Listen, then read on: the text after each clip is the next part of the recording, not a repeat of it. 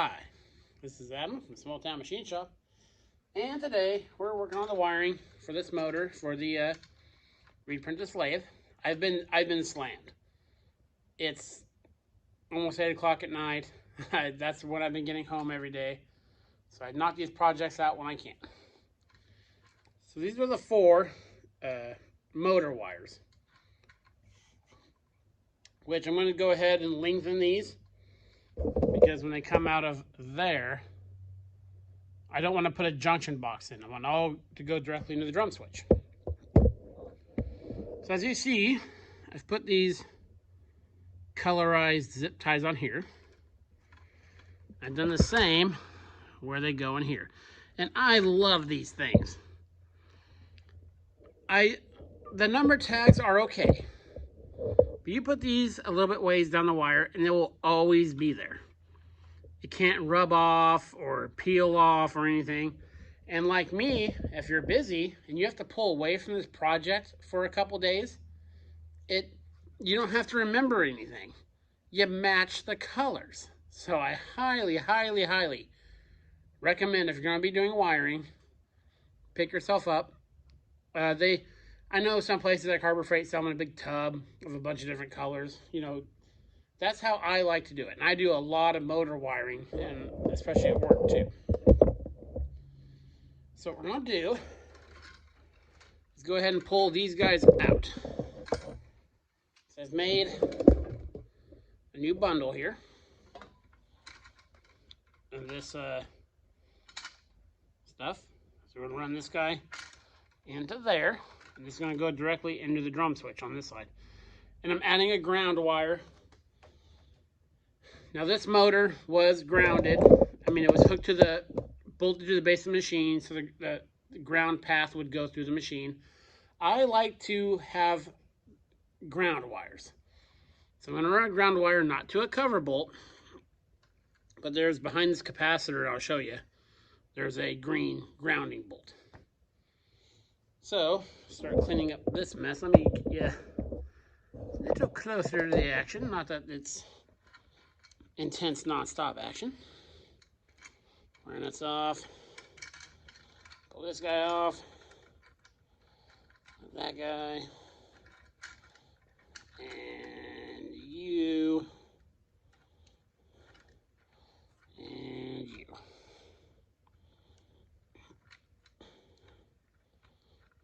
Ooh, that one's on there a little bit.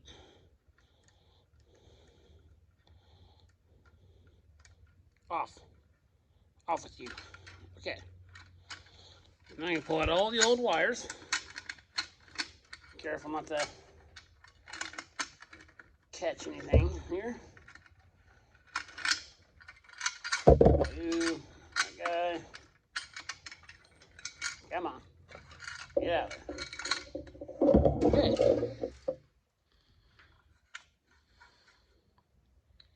So now we're left with these are appropriately marked. And again, you could leave this at any time, because on my switch side, when we took it apart, they have matching things. So now we're going to simplify the drum switch. As you see, there's 6 wires here. These 2 blue ones are the incoming power. We're not going to put those out to here, because this went to the junction box, so those power wires never directly went to there. They went through the drum switch. So we're going to come through this port of the drum switch to replace those 2 wires. It frees up some space in there. And you're going to come across this a lot with 220 motors and certain wiring configurations. This switch, as you can see, it breaks the bottom. Then these are up and down, left and right. This switch always has one hot wire going to it.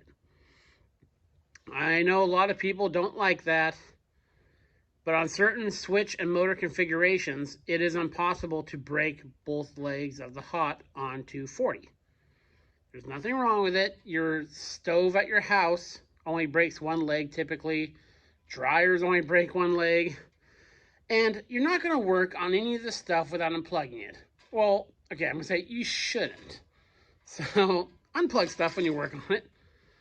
But I can tell you right now, see this incoming blue wire here? That's going across in both positions. Instead of blue wires, constantly going to be sending power to this wire here. So be mindful of that. And a lot of these switches too have a momentary and maintained position, which is sometimes handy, not often though. So what I'm going to do is put the new plug, oh, sorry about that, new plug in there, and then we'll get about chasing this stuff. So let me get this tightened in there, and I'll bring you back. Okay, so now this new supply ran. So now we obviously need to wire in these guys with the matching color code to match our switch. So I'm just going to take one in here, pick this guy. Okay, I'm going to touch the probe. I got my meter on continuity. Find the one that matches. You hear the beep. Gonna bend that guy off to the side, off camera there. I'm going to combine that with one of these arbitrarily. It doesn't matter.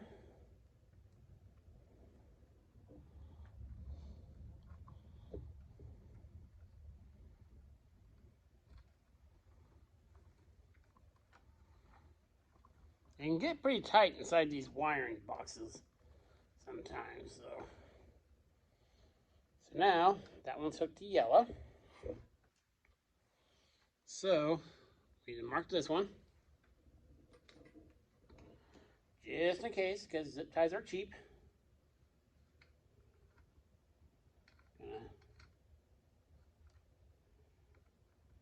Sorry, my hand's in the way there. I'm trying to back probe this.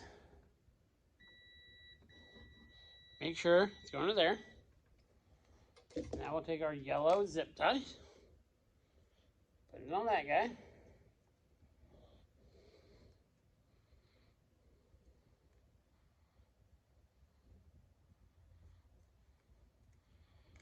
Again, I'm going to get as far as I can tonight, but you know, it's getting late. So, okay, we have our zip tie there. We'll snip it. It's there. That wire's marked.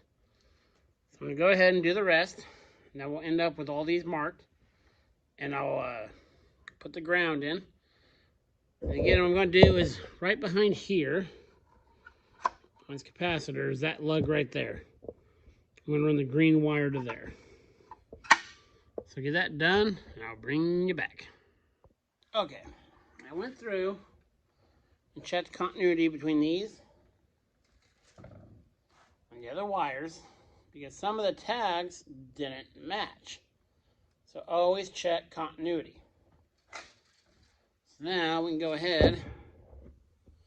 Zoom me out. Where's my screwdriver? What did I do with you? Oh, there it is. Go ahead and unhook every wire in here because we know where they go now. We're going to be replacing all these. Take it out of the way.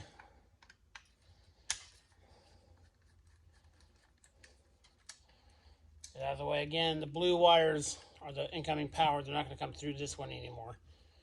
We're going to bring them in separately. We got to get these wires out because I want to get this piece of galvanized tubing out of there. Get these all loose, and for sake of expedience, I'm just going to cut all these connectors off.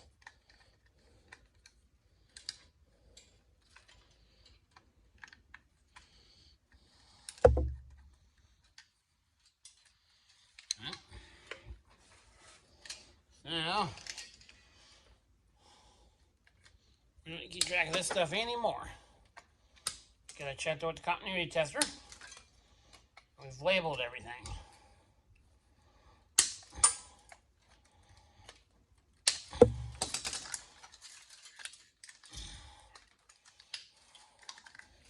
Not a lot of room in these sometimes. It can be a real pain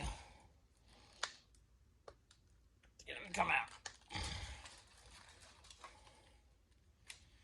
Get those a little closer.